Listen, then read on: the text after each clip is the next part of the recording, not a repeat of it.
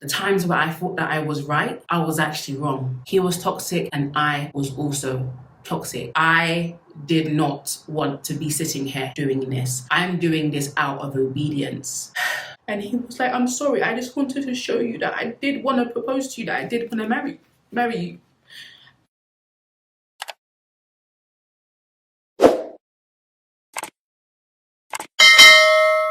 Hey guys, welcome back to my channel. Hope you guys are doing well. So this video may come as a surprise to some of you, very confused, and others of you just came over because you're bloody nosy, and that's to be expected when I put out content on a public platform. And I'm gonna get into the video, but I want to first start off by saying to you guys, as much as I make these videos and as much as I influence you and I challenge your mindsets, and so many of you write me every single day saying how my videos have changed your life and helped you and changed your mindset, and I am so grateful for it. I am literally just a vessel. I don't have all the answers. I am not a guru, but I think what makes me different than anybody else online or anybody that you follow is that I keep it real. I'm not a licensed professional, if you would say that. I don't give diagnosis. I'm not a doctor. I just share my life experiences, and with the wisdom of God, it smashes together into a transformative video and content. And I think that's why you guys come to me, because you can relate to me, and I never ever want to portray a perfect image. If you guys have been watching me for a number of years, you guys have seen the ups and the downs and the life lessons that I've learned and the situations that I've walked through, and you've seen the changes and you've seen the different mindsets and the different shifts. And what's different about me is that I don't shy away from uncomfortable conversations. I don't shy away from things that are awkward. A lot of you guys followed me from my soul surgery videos when I shaved my hair and I talked about how ugly I was feeling. Some of you followed me from my celibacy days and I was being so vocal and transparent when nobody was talking about these topics. And so I will not ever stop being transparent. And for some people it's too much. For some people are like, wow, Breeny, you're so brave. I could not sit on the internet and share my business like this. But I know that I'm a vessel that God uses, that people can relate to and can understand. Sometimes you watch people and you can't relate to them even though what they're saying is correct. And so I'm just saying that to say that I'm not a perfect person. And as much as I'm giving advice, I'm also taking advice from other people. I'm also listening to God and having my own healing as I'm coming on here and I'm doing healing myself and I'm sharing what I've learned. And sometime in the past, I've come on here and it's been wisdom from 2 years back or 3 years back. I think this has been the closest for me in which I'm still going through the process and I'm sharing raw what I'm learning. And I don't know if that's the best thing, but I keep on sitting in front of this camera and I keep on putting out messages like this. So without further ado, this is where this video came from. I've been listening to a lady called Tiffany Buckner here on YouTube by the channel called Anointed Fire, and she has been helping me so much to understand myself and understand my healing process. And she said something in one of her videos, and it was something along the lines of, when you know when you're at the end of a chapter, or you know when you're at the end of your healing, when you can take accountability. And even in the past few weeks, I've been asking God, okay, what should I talk about on YouTube? What should I talk about? What should I talk about?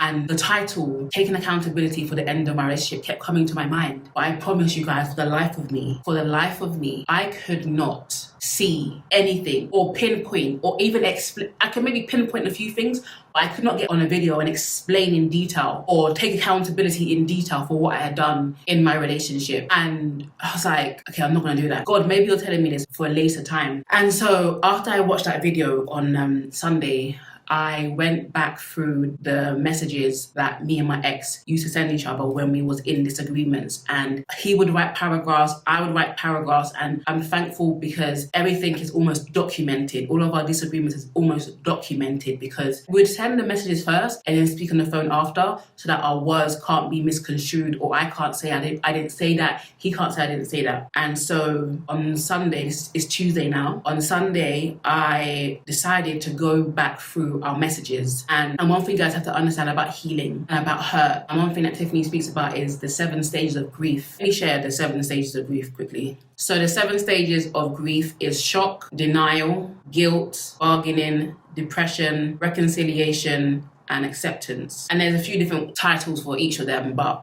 those are the 7 stages of grief. And I didn't really know where I stood on that. I didn't really know where I was with my healing. So even as I was reading my messages, the messages that we sent, it was so taxing even to go through them. And that Sunday I had a video that I was supposed to be editing, and I just like to flow with what God is doing. So I picked up my phone, I went through the messages, and as I was reading, something in my heart was still resisting, like, no, he's wrong. Okay. I should have said this in the beginning, but I'll say it now. Everything that I spoke about on my channel, from the life update, we broke up, what it's like being single, and when I realized he hated me, everything I said in those videos is everything that has happened, everything that he did. So this video is not at all to excuse any of his behavior. And I want you guys to understand, I did not want to be sitting here doing this. I'm doing this out of obedience.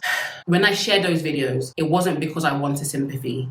It wasn't because I wanted to blame him or to make him look stupid. Most people don't even know who he is, except for his friends and family and my friends and family. So it wasn't to shame him or embarrass him. It was literally for me to offload. And that's what I did in those videos. But on Sunday, as I was reading those messages, God started to break my heart. And I feel like before that, my heart was very hardened. But God started to soften my heart. And I promise you guys, I was in tears for what felt like hours, to the point of having a headache. But God was purifying me as my eyes were finally open to my own errors, my own negative traits, the things that I did wrong in the relationship. And God opened my eyes to see that I was reaping what I had sown in the relationship. I was reaping what we had both sown in that relationship. And the branches, if you imagine it to be a tree, the branches began to be poisoned. And then the fruit that I was eating off of, like everything that he was doing, that I felt like he was negatively doing to me, I was eating that fruit. And that's why it was so bitter. And I ended the relationship. But just because I was the one that ended the relationship does not mean that I was innocent, does not mean that I am the victim. As much as I felt crushed, because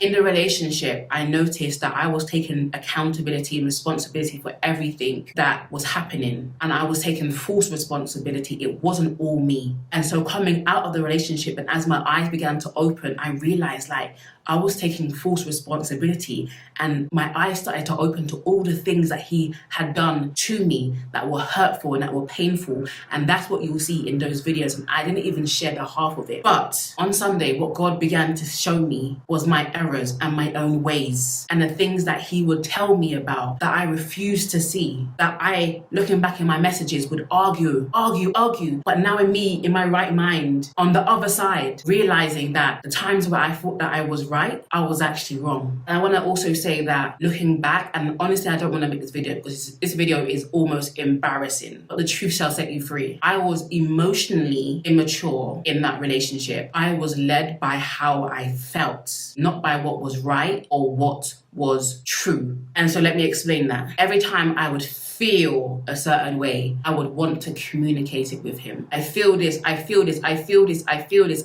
I would argue my feelings. And men are logical. So I'm coming at him with feelings and he's coming at me with logic. But I'm like, but I feel this. So whatever he's saying is logical. I can't see it because all I know is how I feel. And my feelings were facts. So he would say something to me that is very direct, but I would be offended. I would take it to heart and I would be suspicious as to why he was saying this to me. And one thing that I hated people not doing, which is being direct and coming at me sideways, I did that to him. If he asked me a simple question, I hated being questioned. And so these are some of the things that now I'm seeing.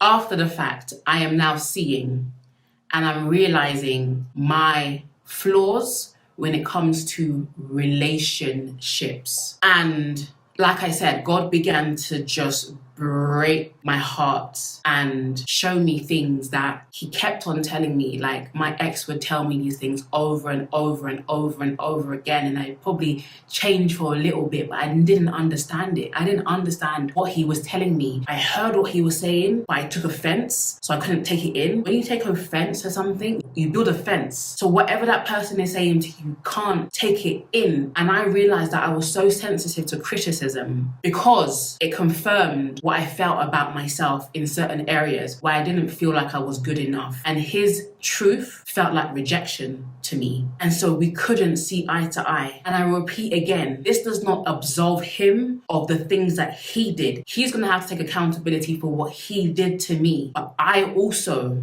and this is what this video is about, accountability for what I did wrong in the relationship, how I aided to the destruction of the relationship. And I will share one thing or one or two things which he communicated to me over and over again, which I refused to see. One of the biggest things was dishonesty, but I didn't want to see it. I didn't want to acknowledge it because I, Breeny, pride myself on being open, honest, and transparent. So when he would find out something that I had not told him, he would call me a liar. And I, instead of actually understanding what he was saying, I would build a wall of offense. I would be offended. Like, you don't even know me. How could you call me this? I am so honest. That was my ego speaking. That was my perception of who I thought I was or who I wanted to be or how other people saw me. But his experience of me was one of dishonesty. And I'll give you a quick example. If he said to me, how many people had you seen before you met me in that year? And I told him 1 when it was actually 3.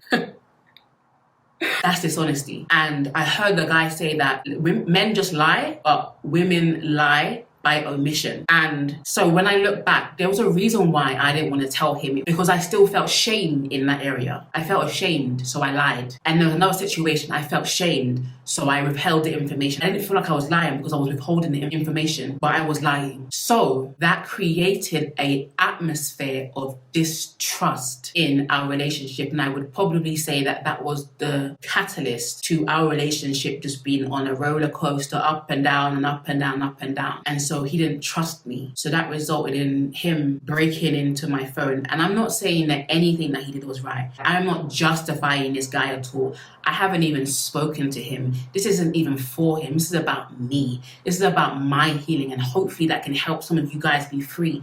Because honestly, guys, I've never felt so free. And I feel so much compassion towards him. And I almost feel bad that I had painted him out to be this horrible person, even though what he did was horrible. There's no smoke without fire. And this is what this video is about. And as I was reading and God was convicting my heart and I was reading the things that he would say and my heart would be pierced, I was feeling so upset. And all I could say was, I'm sorry, I'm sorry, I'm sorry, I'm sorry. I was so repentant to God and to this person. I wanted to call him up and just say, I am so sorry. And with the ugliest crying face, tell him how sorry I was. The dishonesty part was just one thing in the relationship. And I say that, I give that example because I'm not about to here start sharing all of my business. That's not for you guys, that's for me.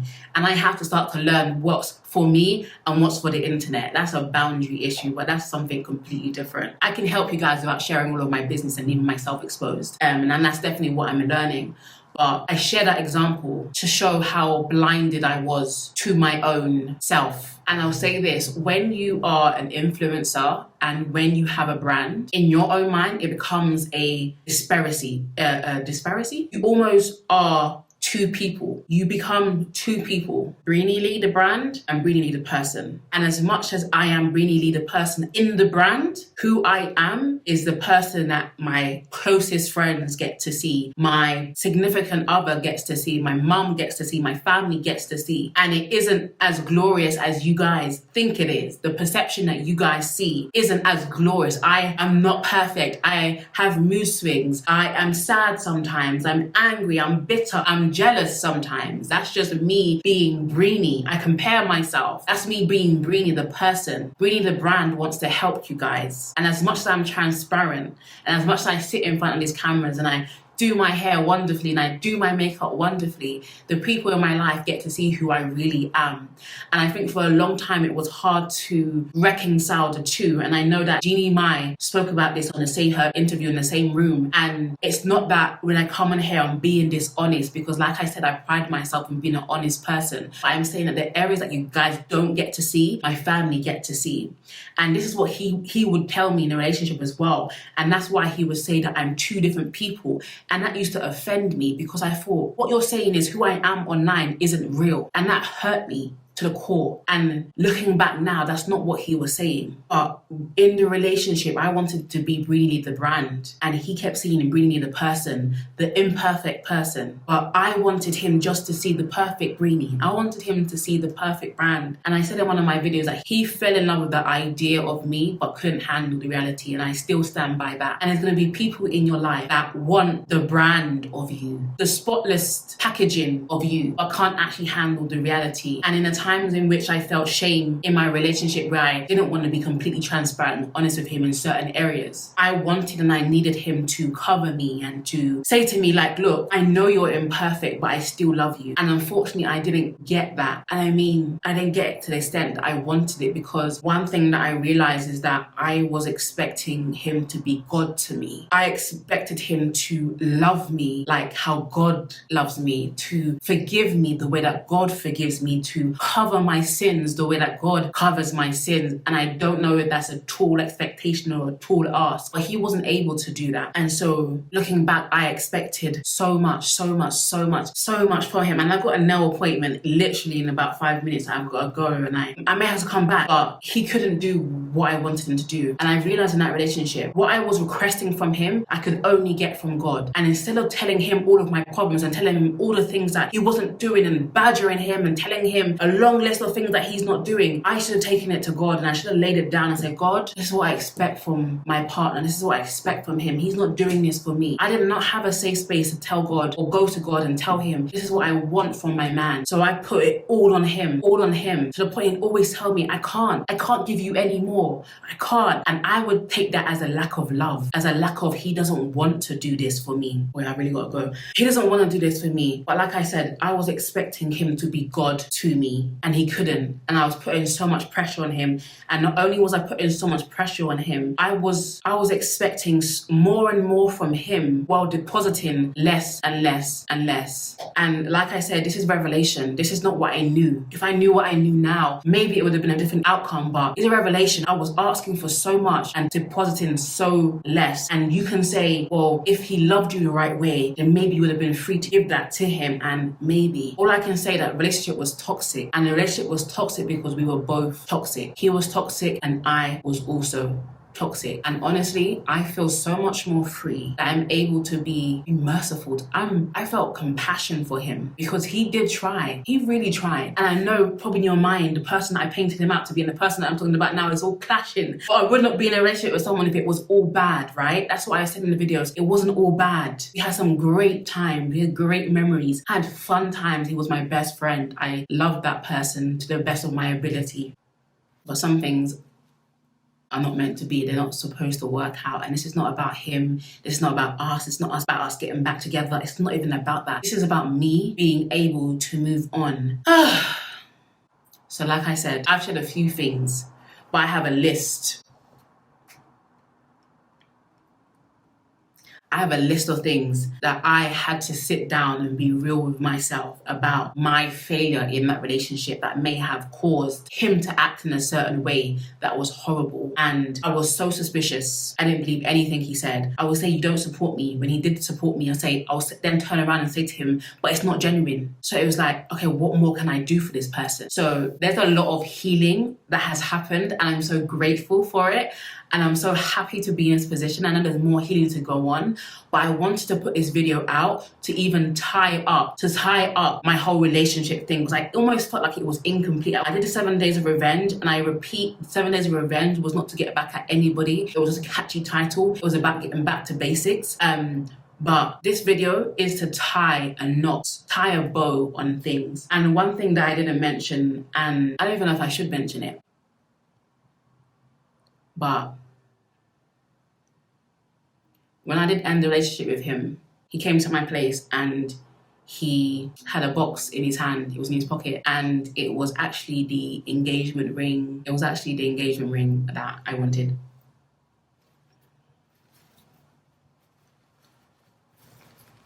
And he said to me, I'm so sad that I'm gonna have to give this to someone else. And I don't even and at the time I was so angry, I was so angry at him. I was like, why would you bring this to me? You know this is what I wanted, you know this is what I wanted from you. And he was like, I'm sorry, I just wanted to show you that I did want to propose to you, that I did want to marry you. And even after that happened, I would tell people he showed up with an engagement ring. And the way that I would say it was it was vindictive, he was doing it in a vindictive way. But he was like, look, you kept doubting me. You kept saying that, oh, you don't want to marry me, da, da, da, da, da. And that's what I would say to him. I was like, I don't know if I can trust you. What's taking so long? If I'm the right person for you, then why is it taking so long? And when he showed up that ring, I couldn't even look at it because I felt so disappointed. I felt so disappointed that it came to this. And I didn't even look at the ring. I just knew that it was beautiful. It was just beautiful. But it wasn't about the ring. It was about us having a healthy relationship. I don't care about the ring. I just wanted us to be right.